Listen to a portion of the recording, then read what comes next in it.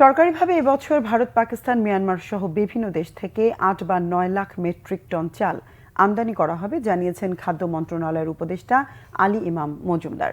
দুপুরে চট্টগ্রাম বন্দরে মিয়ানমার থেকে প্রথম চালানে আসা ২২,০০০ মেট্রিক টন চাল খালাস কার্যক্রম ও নতুন সাইলো পরিদর্শন শেষে খাদ্য উপদেষ্টা এই তথ্য জানান। মিয়ানমার বাংলাদেশে আরও চাল আমদানি করতে আগ্রহী উল্লেখ করে তিনি বলেন, বিষয়টি বিবেচনা করছে সরকার। আশা প্রকাশ করেন, ব্যাপকভাবে চাল আমদানি শুরু হয় বাজারে চালের দাম কমতে শুরু করবে। এছাড়া রমজান মাসে সারা দেশের দরিদ্র ৫০ লাখ মানুষের মাঝে ১৫ টাকা কেজি দরে চাল দেয়া হবে বলে জানান তিনি।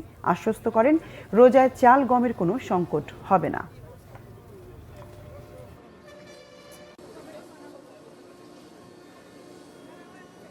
সরকারি সেক্টরে আসবে আপনার আশেপাশে প্রায় ৮ লক্ষ মেট্রিক টন চাল আসবে, মূলত ভারত, তারপরে আপনার মিয়ানমার, তারপরে ভিয়েতনামের সাথে আলাপ আলোচনা চলছে, তারপরে আপনার পাকিস্তানের সাথে অলরেডি চুক্তি প্রায় ফাইনাল পর্যায়ে আছে।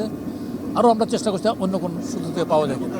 দরিদ্র শ্রেণীর লোক ৩০ লাখ তো মানে ১৫ টাকা কেজিতে এই রমজান মাস তারপরে পরপর ২ মাস পাবে। এটা আমি আশা করছি যে রমজান মাসে দ্রব্যমূল্য সহনশীল থাকবে।